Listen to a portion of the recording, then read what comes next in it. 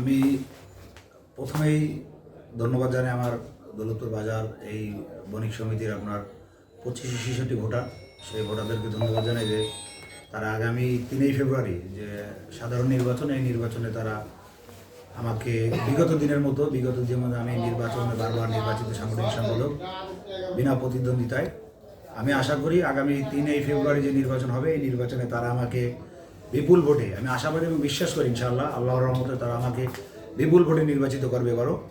এবং আমি নির্বাচিত হলে আমি এবং সাংগঠনিক সম্পাদক থাকা অবস্থায় আমি আমার কর্মের একটা পরিধি ছিল এই সংগঠনে, যেহেতু আমার পরিধির ভিতরে আমি সবটুকু দিয়ে চেষ্টা করেছি ব্যবসায়ীদের পাশে থাকার জন্য। আমি করোনাকালীন সময় ব্যবসায়ীদের পাশে থেকেছি, তাদের পাশে থেকে তাদের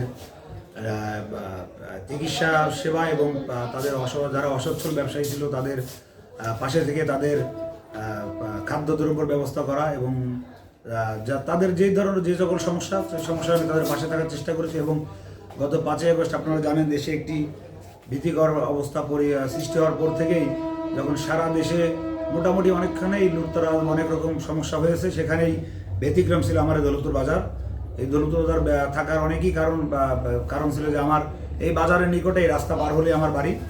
এখান থেকে আমি দ্রুতই এই ব্যবসায়ীদের যে কোনো সমস্যা তাদের পাশে থাকতে পারি এবং তাদের পাশে থেকে সব রকম সমস্যার সমাধানের জন্য চেষ্টা করি এবং আমি বিগত দিনে করেছি, বর্তমানে করছি। 5ই আগস্টের পর থেকে আমি যখন আমাদের বাজার ব্যবসায়ীরা যখন এখানে আপনি জানেন অনেক বড় বড় ব্যবসা আছে, স্বর্ণের ব্যবসা আছে, বড় বড় ব্যবসা প্রতিষ্ঠান আছে, তারা যখন মানে দুশ্চিন্তার মধ্যে ছিল যে তারা কি করবে, কি হবে বা কি হচ্ছে, তখন আমি তাদেরকে ভরসা দিয়েছি যে আপনারা নিশ্চিন্তে থাকেন, আপনাদের নিশ্চিন্তে আপনারা নির্বিঘ্নে আপনারা ঘুমান, আপনারা টেনশন ফ্রি থাকেন।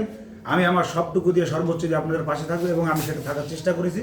গত 5ই আগস্ট থেকে আমি তাদের সেপ্টেম্বর মাস পর্যন্ত আমি তাদের পাশে থেকে তাদের 100% নিরাপত্তা নিশ্চিত করার জন্য আমি আমার সর্বোচ্চ দিয়ে কাজ করেছি। এবং আগামী দিনে দৌলতপুর বাজারে যেহেতু একটি অনেক পুরনো বাজার কিন্তু অবহেলিত, এই অবহেলিত বাজারকে আপনার সুন্দর এবং পরিচ্ছন্ন বাজার করার জন্য আমার যা যা করা লাগে আমি আমার সর্বোচ্চ দিয়ে আমি সেটুকু করার চেষ্টা করব।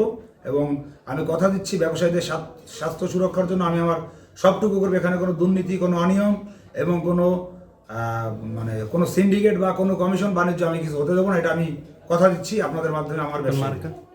আমার মার্কা হচ্ছে আনারস।